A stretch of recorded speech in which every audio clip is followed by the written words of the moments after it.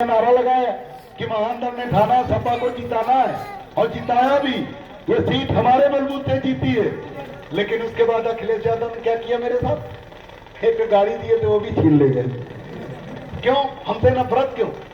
हम और मौर्य लोगों से नफरत नहीं है और शाक्य से नफरत नहीं है, केवल हम ही से नफरत। क्योंकि हम आपका हक अधिकार और सम्मान दिलाने की प्रयास कर रहे हैं और लोग उनकी गुलामी कर रहे हैं। अंतर इतना और लोग अपने बच्चों के लिए राजनीति कर रहे हैं। और केशव देव मौर्य आपके बच्चों को मजबूत करने के लिए हम ये चाहते हैं, हम ऐसा उत्तर प्रदेश चाहते हैं, ऐसा भारत चाहते हैं जहां शाक्य सैनिक कुशवाहा मौर्य समाज की बेटियां ठाकुर ब्राह्मण और यादव की तरह निश्चित होकर स्कूल जा सके, उनका हाथ पकड़ने वाला कोई न रह जाए, ऐसा चाहता हूं। इसलिए हम यही गलती कर रहे हैं। अब क्योंकि समय कम है, मैं अगले गांव में जाना, वहां भी ठंड है और लोग परेशान हैं, इसलिए हम संक्षेप में दो बातें और कह के आप अपनी बात खत्म करें। मुझे रोकने की बहुत कोशिश हुई, रोकने की। लोग कहते हैं आप कुछ कर नहीं पा रहे। अब बताओ, आप दुकान खोल लो, आप में से कोई लोग साथ कीजिए, बदायूं खोल लो या शेखुपुर में खोल लो, जहां तो 20 लाख रुपया लगा लो, तभी आपको 4-5 साल लगेगा उसे जमाने में। लेकिन आज जिस दिन आपने खोला उसी दिन थानेदार, एसडीएम, तहसीलदार सब आपकी दुकान के खिलाफ हो गए कि इन्हें दुकान नहीं चलाने देंगे। तो चला लेंगे? खड़े होंगे क्या? मेरे खिलाफ तो प्रधानमंत्री लग गया, मुख्यमंत्री लग गया, अखिलेश यादव लग गए, मुलायम सिंह यादव लग गए, मायावती लग गई, सब के सब मेरे खिलाफ। योगी जी, मोदी जी, सब क्या किया? मैं मजबूत हुआ, कांग्रेस वाले मेरे पीछे पड़ गए कि ये खराब सीट ले ले, ये खराब सीट लो, मंत्री बना देंगे।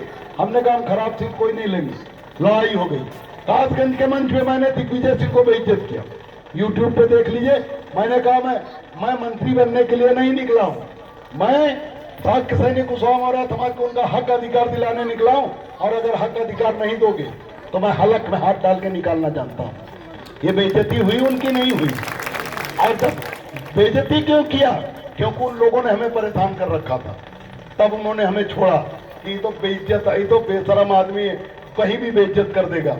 इसलिए उसके बाद क्या किया? मैं जब गठबंधन टूटा तो भारतीय जनता पार्टी ने हमारे ही एक पदाधिकारी को 10 करोड़ रुपया देके, सैनी था, उसको 10 करोड़ रुपया देके उससे राष्ट्रीय महानदल बनवाया। हमने महानदल बनवाया। डुप्लीकेट, जैसे हर चीज का डुप्लीकेट आ जाता है, रूपानी का डुप्लीकेट भी आ जाता है, हाँ? पाउडर आता है, कौन पाउडर? पांच का सांस भी आ जाता है, हर चीज का डुप्लीकेट। तो भाजपा वालों ने 10 करोड़ रुपया लगा के राष्ट्रीय महानदल बनवा दिया, उसे सैकड़ों गाड़ियां दे दिया, मर्सिडीज और बोलेरो और बड़ी बड़ी गाड़ियां। वो गाड़ियों से कार्यालय बना लिया, टीवी मीडिया वाले उसे इंटरव्यू लेने लगे। महानदल को रोकने की कोशिश हुई। बाबू सिंह कुशवाहा से पार्टी बना दिया। हमने बाबू सिंह कुशवाहा का केवल 50 सीट दे दो मुझे, 350 आप ले लो, हम दोनों लोग एक साथ गठबंधन कर लें। वो तैयार आज तक नहीं हुए। सपा में विलय कर लिए, लेकिन महानदल के साथ हाथ मिलाना उन्हें अच्छा नहीं लगा। उसके अलावा मुझे अमित शाह जी ने बुलाया और कहा केशव जी आप भाजपा में आ जाओ और आपको मंत्री बनाएंगे। जब मैंने मना कर दिया, हमने कहा मुझे शाक्य सैनिक कुशवाहा मौर्य समाज ने पूरे उत्तर प्रदेश में अपने खून पसीने की कमाई से सर्दी में भिंडी तोड़ते हैं, मूली उखाड़ते हैं, जब हाथ गल जाता है, ऐसे समय ऐसे पैसे से उन्होंने मेरी मदद की, मैं उन्हें धोखा नहीं दे सकता। तो जानते क्या कहा अमित शाह ने? अमित शाह ने कहा कि मैं केशव जी आपको राय नहीं दे रहा हूं, मैं आपको आदेश दे रहा हूं कि आप भाजपा में आ जाइए, नहीं तो आपको पार्टी नहीं चलाने देंगे। हम कहे आप पार्टी, हम आदेश नहीं मानते किसी का, और आप पार्टी चलाने दें न चलाने दें, मैं नहीं चलाऊंगा, लेकिन आपकी पार्टी में विलय नहीं करूंगा महानदल का, और किसी भी पार्टी में विलय नहीं करूंगा। तो उन्होंने हमसे कहा कि अच्छा एक बात बताओ, जब इतना लोग जान गए, इतने बड़े नेता हो गए और विलय नहीं और पार्टी नहीं चला पाओगे, मैं चलाने नहीं दूंगा, तो क्या करोगे? हमें गुस्सा है। हमने कहा सब्जी बेचूंगा, हमारे समाज यही करता। तो उन्हें लगा कि हमें टंट बोल रहा है, तो उन्होंने कहा आपको लगता है मजाक, आप सोच रहे हो यहाँ जाओगे और पार्टी चलाओगे, मैं आपके सामने लंबी लाइन खींच दूंगा। हमने कहा लंबी खींचो, मोटी खींचो, पतली खींचो, मैं रोक नहीं सकता आपको। आप बड़े नेता, ताकतवर है, भाजपा के केंद्रीय मंत्री, आप भाजपा के राष्ट्रीय अध्यक्ष, हम रोक नहीं पाएंगे, लेकिन आप बात जान लीजिए कान खोल के कि केशव देव मौर्य कभी भी पार्टी चलेगी नहीं चलेगी, लेकिन केशव देव मौर्य महान दल का विलय किसी भी पार्टी में पूरे जीवन नहीं करेगा, तो हमेशा अपने समाज के लिए उनके मजबूतियों के लिए संघर्ष करेगा।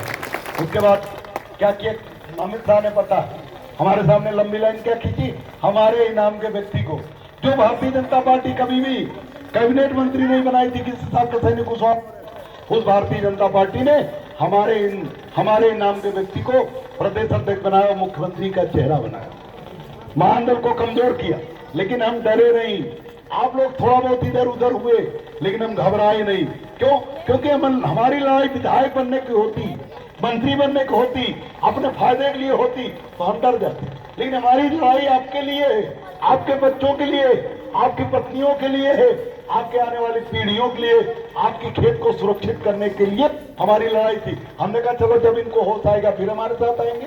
हम खड़े रहे, हम डरे नहीं, और आप नहीं डरते, और किसी के बाप से नहीं डरते, चाहे समाज के साथ दे और चाहे ना दे, हम इसकी चिंता नहीं करते। लेकिन हम आपके बीच में आए और क्या कहने आए कि आरोप लगाते हैं लोग, क्या लगाते हैं कि केशव देव मौर्य करोड़ों रुपया बना लिया, तुम उसे चंदा दे रहे हो, वो तो करोड़पति हो गया। मैं आपके बीच में कहने आया हूं कि मेरे भाइयों, डलू नगला के निवासियों, महान दल के समर्थकों, मैंने बदायूं में कसम खाई थी, बदायूं रैली में, मैंने कासगंज की रैली में कसम खाई थी, इन्हीं कुत्ते के पिल्लों को, जो दूसरे पार्टियों के कुत्ते हैं, उनके जो पिल्ले हैं, हम जानते थे कि हमारे खिलाफ दुष्प्रचार करेंगे, हम इन्हीं के लिए कसम खाए थे। क्या कसम खाए थे कि महान दल के समर्थकों, मैं केशव देव मौर्य पूरे जीवन अपने पत्नी और अपने बच्चों के नाम महान दल से 1 रुपया निकालकर किसी तरह की कोई संपत्ति नहीं बनाऊंगा। अगर मैं कोई सिद्ध कर देगा कि मैंने अपने महान दल से 1 रुपया निकालकर अपनी पत्नी बच्चों के लिए कोई संपत्ति बनाई है तो मुझे सिद्ध कर देना, मैं अपने ऊपर पेट्रोल डालकर जला लूंगा। कहा था कि नहीं कहा था? तो है हिम्मत जो पीठ पीछे मेरी बुराई करते हैं, आरोप लगाते हैं केशव देव मौर्य करोड़पति हो गया।